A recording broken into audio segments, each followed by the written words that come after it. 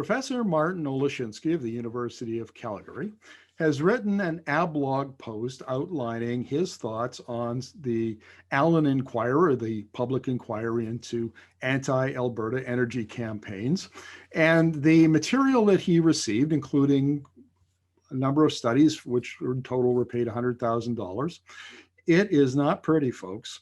Now, a little bit of background. Those of regular readers will know that, that Vivian Krause's conspiracy narratives, as I call them, formed the background, the reason why the inquiry was called by Premier Jason Kenney in 2019 in the first place. And I wrote in May of 2019 the first debunking of Krause's conspiracy narratives. And yet here we are $3.5 million later, and we're still deep, deep into conspiracy narrative territory. So welcome to the interview, Martin. Thanks for having me. My friend, this is an extraordinary document. I don't know where to begin, so I'm going to just ask you to give us an overview, please. Yeah, so thanks, Markham. And we've obviously spoken about the issues. We've been talking about the inquiry since it was sort of kicked off, right? Almost a year and a half ago now, almost 2 years ago. So what the document that I posted to the law school blog, ABLAWG, was essentially my submission actually to the commissioner, to the inquiry. So back in October, having observed the inquiry for over a year, I decided that it might be a good idea to participate formally in it. And so I sought standing and was granted standing. And at that point, the commissioner sent me a series of reports and other publications. And he's now posted those as of 2 nights ago. He posted those on the inquiry website. And so these were sent to me back in November, and I was asked essentially to comment on them. I was given roughly a month to do so. 3 of the reports are commissioned by the inquiry, as you pointed out. These are the Cooper report by Dr. Barry Cooper, well-known in Alberta sort of politics, and then a Nemeth, the Dr. Nemeth, the Nemeth report, a less well-known individual, and we have a bit of information about her now, a historian essentially from who has a PhD from UBC, and then the Energy in Depth report. So the Energy in Depth is a group essentially part of the American Petroleum Institute in the United States. You know, and essentially what these reports do is they attempt to want to provide a narrative, I think, to provide an alternative explanation, one that's a little bit more in keeping with, for instance, Ms. Krause's previous work, that environmental organizations have attempted to thwart Alberta's development, in particular of the oil sands, maybe out of spite, out of anger, out of some kind of personal antagonism to Albertans and their way of life, and surely not because of climate change, which the reports essentially either attempt to diminish or dismiss outright, right? So the Nemeth report says that climate change is essentially a pretext for essentially imposing material poverty on the developed world by a transnational movement, progressive movement. You know, and so these are the reports that I was given. Other ones are, you know, more broadly known pieces by Bjorn Lomborg, Michael Schellenberger. These individuals also tend to engage in a form of, you know, a form of writing essentially that seeks to sort of pour water over the urgency to deal with climate change. They are referred to as climate change denialists. And yeah, so this was the material that I was given and that I attempted to respond to in my submission, and that I posted yesterday when the commissioner went ahead and made public those other documents. Now, I can say fairly, I've read a lot of Vivian's work, and I can say pretty authoritatively that it is conspiracy. There's a little core of data, $40 million over 10 years that went to the tar sands campaign, and the rest of it is speculation and invention. And from what I gather from what you're telling me, Martin, is that in effect, the reports that were commissioned are meant to create a broader narrative in which almost as a way of rationalizing and providing cover for Ms. Krause's work. You know, and I want to be careful. I'm a participant in the inquiry. The commissioner, you know, so I want to remain a participant, I guess, is the point that I want to make. So, you know, I don't want to infer too much or speculate too much about what the commissioner is intending to do with these things. But certainly when I look at them, you know, and the fact, you know, like the clear sort of common perspective, and the commissioner acknowledged to me at one point in correspondence that these three commission reports all come at this issue from the same perspective. That perspective is to minimize or dismiss the urgency of climate change and of dealing with it. And it suggests instead that there must be some other nefarious reason, Marxist, you know, Dr. Cooper refers to sort of Marxist ideologies, that these are, that, you know, that's what's really at the heart here. And of course, I think it matters, why it matters, I think, is for this reason, that when Albertans are told simply that there are groups in Canada that have received funding outside of Canada, in and of itself, that perhaps isn't such a, you know, it's hard to know, it's hard to say that that's a problem. We've heard from other organizations, we know that that's not unusual in the charitable sector. And it applies to various causes. And so you need something else, or I think, anyways, one working theory is that you need something more to get Albertans riled up, you know, possibly about these monies. And of course, if they can say, well, look, it makes sense. It's an international, it's a global problem. Climate change is a global problem. It's not surprising that global problems would benefit and would be tackled through international networks and international funding. You know, then everyone sort of says, well, that's actually kind of reasonable. So, okay. But if you can say, no, actually, that's all a pretext, it's a lie, climate change isn't real, they're alarmists, then I think, you know, that's a different narrative, and that maybe then can support Albertans to take the view that, you know, this is a problem. So I don't know 100%, and I don't, you know, now the commissioner has sort of indicated today in a press release that the nature, the facts around climate change are not actually a focus of his report. So I don't know, actually, I can't really say what these reports are intended to do.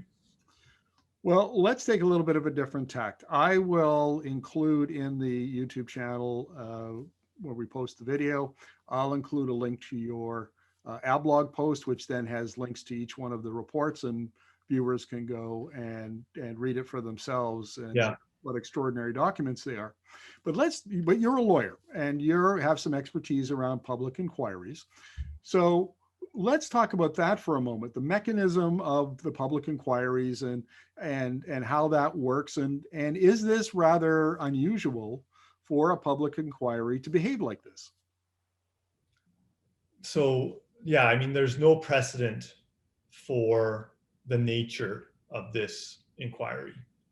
I've never come across an inquiry where so much of the record is kept outside of the public's view, right? So, you know, and I think it's good that the commissioner published these reports, but I have to wonder why they weren't published months ago. He's had them obviously for several months.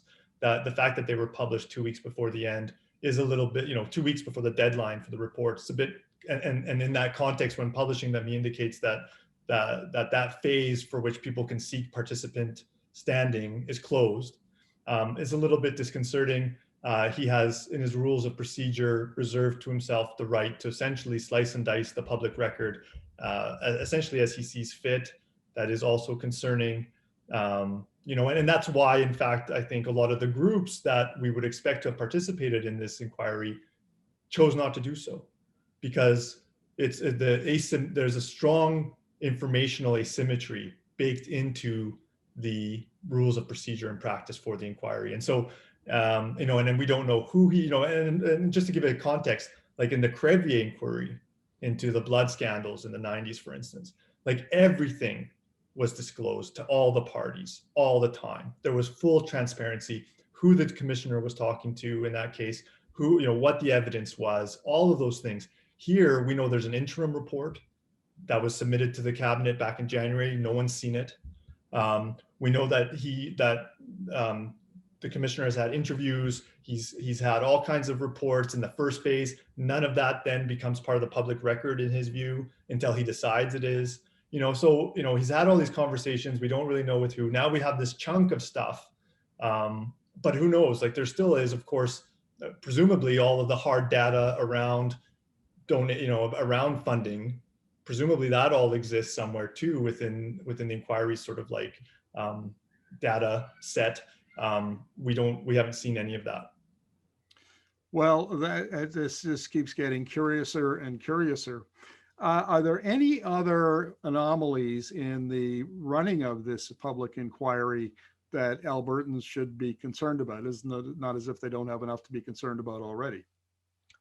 Again, I mean, so, to recap, the terms of reference have been changed twice. They were changed as things were going. We've had the 2 extensions. We've had the additional $1 million. We had the original issues around the selection of the commissioner, and then his decision to sole source essentially the legal work to Denton's. So I mean I've said once that and I remain optimistic and I remain hopeful.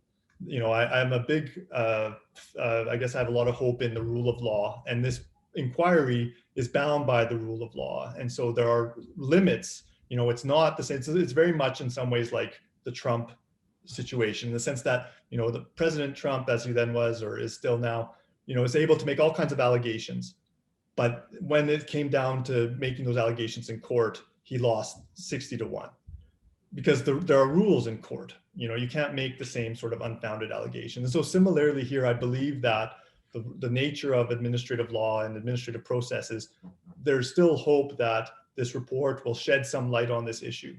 But unfortunately, it's hard to maintain that when at every juncture, it seems that we've seen problems with the inquiry.